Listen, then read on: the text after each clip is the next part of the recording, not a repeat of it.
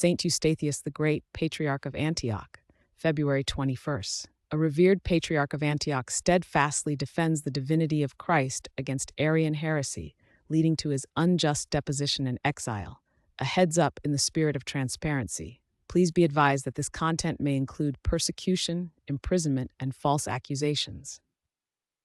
Saint Eustathius the Great, Patriarch of Antioch, lived during the tumultuous 4th century, a period when the Church contended with the pervasive Arian heresy. Born inside of Pamphylia, a region now part of modern-day Turkey, he received a thorough education in philosophy and theology. His early life demonstrated a commitment to piety and learning, preparing him for the pastoral responsibilities he would later undertake. He was consecrated Bishop of Beroia, known today as Aleppo in Syria. In this role, he exhibited pastoral zeal, tending to his flock with diligence, and lived a virtuous life that earned him respect among the faithful.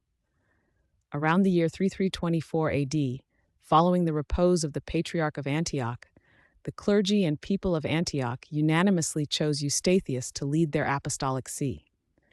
This elevation placed him at the forefront of the Church's struggle to preserve the truth of the incarnation of Christ. The See of Antioch was one of the most significant centers of early Christianity, and its patriarch held considerable influence. Saint Eustathius accepted this weighty responsibility, understanding the challenges that lay ahead for the Church. In 325 AD, Emperor Constantine convened the First Ecumenical Council in Nicaea, a pivotal gathering of bishops from across the Christian world. Saint Eustathius attended as a central and influential participant. At this council, the Church addressed the Arian teaching, which asserted that the Son of God was a created being, subordinate to the Father and not co-eternal or co-equal with him. This teaching threatened the very foundation of Christian belief regarding the nature of God and the salvation offered through Christ.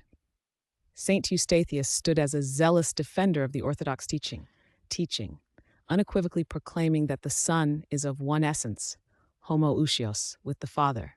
He upheld the full divinity of Christ, emphasizing that the Son is God from God, light from light, true God from true God.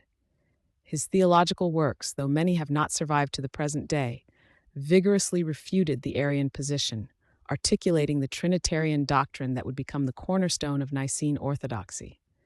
He spoke with clarity and conviction, guiding the council towards a precise articulation of the faith.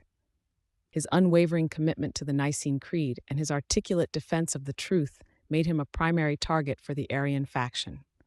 Leaders of this group, including Eusebius of Nicomedia and Eusebius of Caesarea, found themselves unable to overcome Saint Eustathius in open theological debate.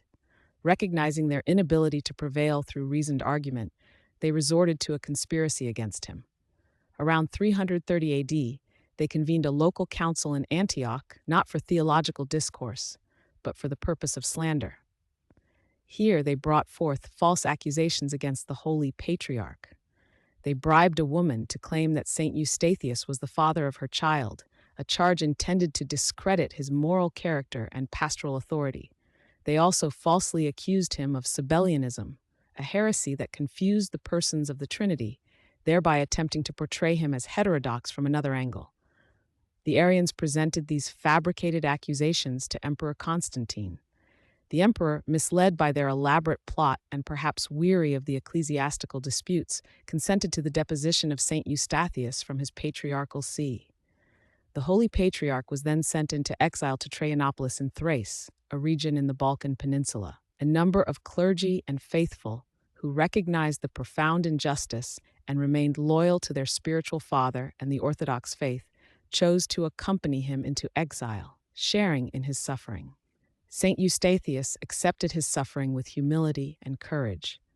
Despite the injustice of his deposition and exile, he maintained a spirit of peace and instructed his followers not to create a schism within the Church, but to remain obedient to its legitimate structures, even when those structures were manipulated by adversaries.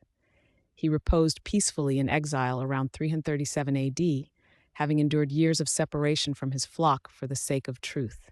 His final years in exile served as a testament to his steadfast faith and his willingness to suffer for Christ. The Church in time recognized the profound injustice done to Saint Eustathius. His memory was vindicated, and his role as a confessor of orthodoxy was affirmed. In 482 AD, during the reign of Emperor Zeno, the holy relics of Saint Eustathius were translated with great honor from Thrace back to Antioch. This event, a restoration of his legacy and a celebration of his sanctity, is commemorated by the Church on July 28th. Saint Eustathius is venerated as a holy confessor who suffered for the truth of the Orthodox faith, a champion of Nicene orthodoxy, and a witness to the divine nature of Christ.